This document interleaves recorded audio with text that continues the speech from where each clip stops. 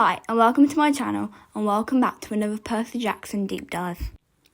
Most people see Luke Castellan as the villain of the Percy Jackson series, the demigod who betrayed Camp Applard and helped bring back Kronos. But Luke wasn't born a villain. Before the war, Luke was just a kid who felt abandoned by the gods, especially his father, Hermes. And the truth is, Luke didn't think he was destroying the world, he truly believed he was fixing it. So, in this video, we're going to break down Luke Castellan's full story, from a heroic demigod to Percy Jackson's greatest enemy. Let's dive into one of the most tragic characters in the entire Percy Jackson universe. Just a disclaimer, major spoilers for the Percy Jackson and Olympian series. Enjoy the video. Luke Castellan is a demigod son of Hermes, which also means that he was born with some really cool abilities, like picking locks, but it also meant he grew up with an absent father and a pretty unstable mother. When Luke was just a baby, his mother tried and failed to host the spirit of the Oracle, so as Luke grew up, he had to watch his mother slowly go insane and painfully lose herself. Since his father rarely visited, he felt abandoned by his father, only fueling his anger towards the gods. So at only 9 years old, sick of his unstable lifestyle, he ran away and survived on his own for 5 years until he met two demigods who he would eventually betray. After 5 years on his own, he met a demigod daughter of Zeus called Talia Grace, who he travelled with until they found a young demigod daughter of Athena, who they shared a common goal with: get to safety. They protected each other from monsters and threats and created a small family that wasn't much, but it was their family. Luke took on a protective role, especially to 7-year-old Annabeth, who he saw as a sister, and vice versa. So when the satyr, Grover Underwood, explained that the only place that they could truly be safe was Camp Applard, he knew that he would have to go, if not for him, for Annabeth, so she could have a somewhat normal childhood, somewhere where she could belong. But as they climbed the hill, something else happened.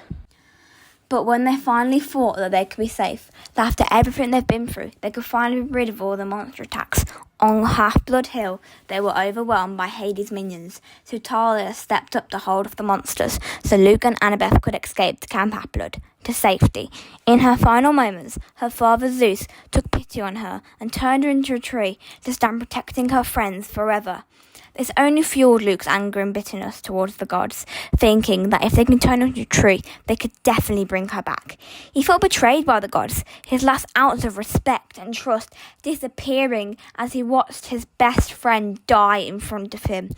This just shows and proves to him what he already thought about the gods, that they can't be trusted, that the demigods are just their playthings to do quests and tasks for them and to be discarded when they don't need their children anymore.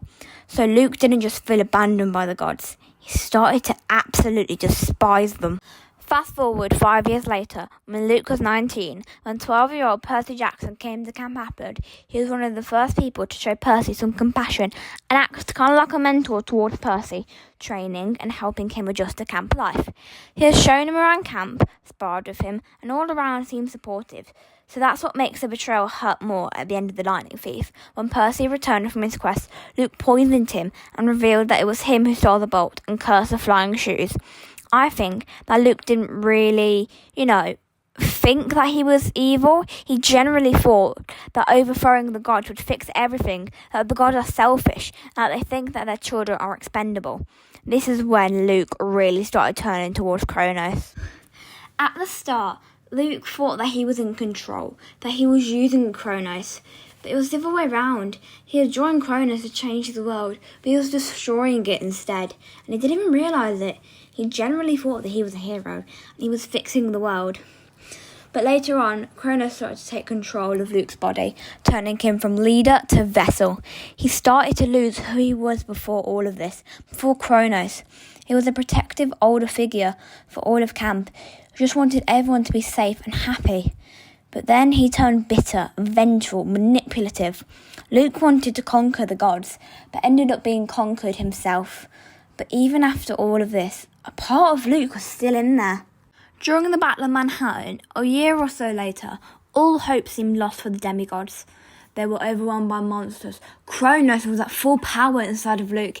It felt like the end, but then Annabeth turned up. She reminded Luke of their promise way back when Annabeth was 7. The promise that they would always be a family. Deep down, she still believed that he was in there and that he still loved her.